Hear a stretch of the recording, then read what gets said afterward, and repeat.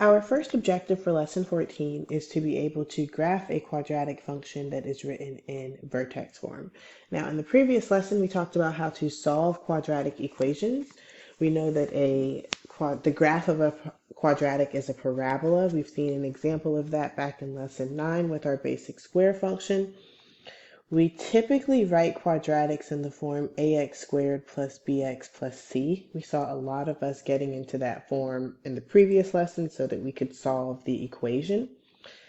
So in this video, what we want to talk about is what the graph of this looks like. Well, the graph of a quadratic is a parabola, and a parabola is a U-shaped graph. It can either open upward or downward.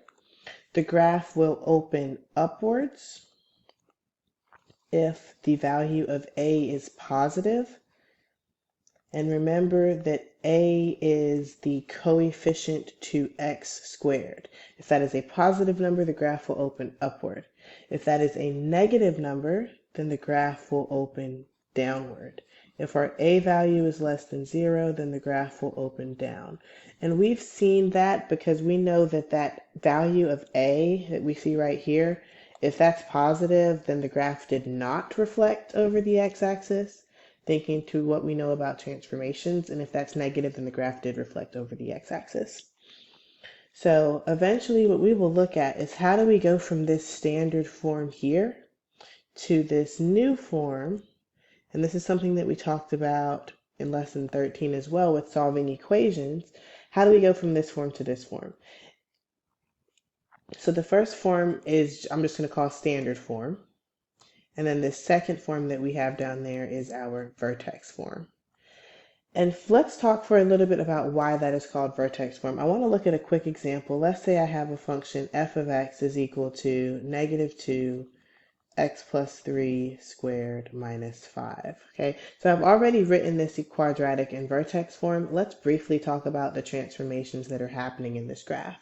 One, the first transformation, that plus 3 on the inside, is going to take the graph left 3.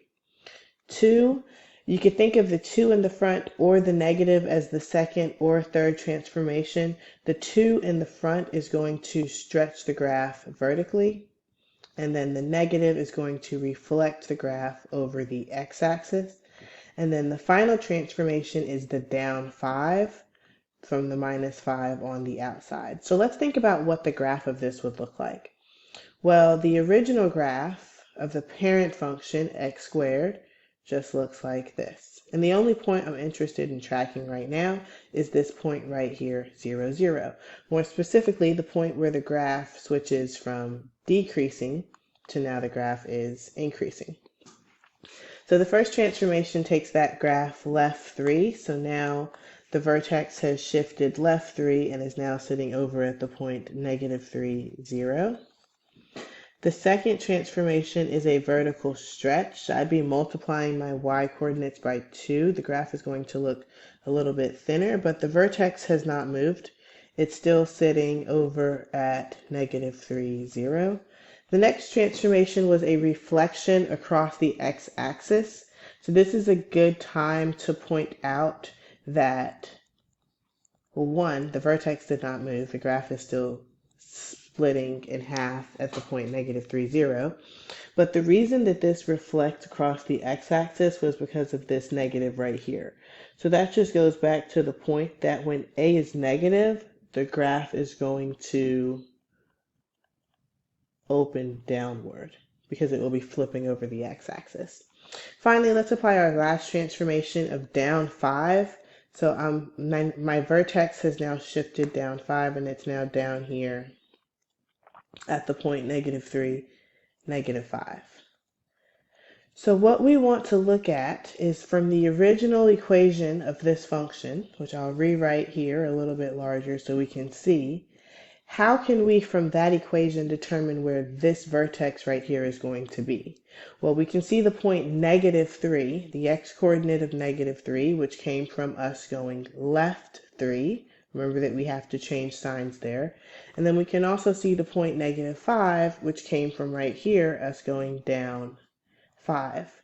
So it's only the number right here and the number out here that are affecting where the point of the vertex goes, which is exactly why this here is called vertex form.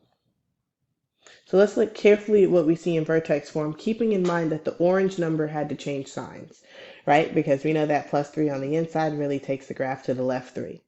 So when we look here, even though we see a negative h right here, the x-coordinate of the vertex is a positive h. So we have that sign changing there, but we don't see it changing here for the y-coordinate. We see a positive k there, and we also see a positive k there. So keep that in mind as we go through and identify our vertex once we have a quadratic written in vertex form.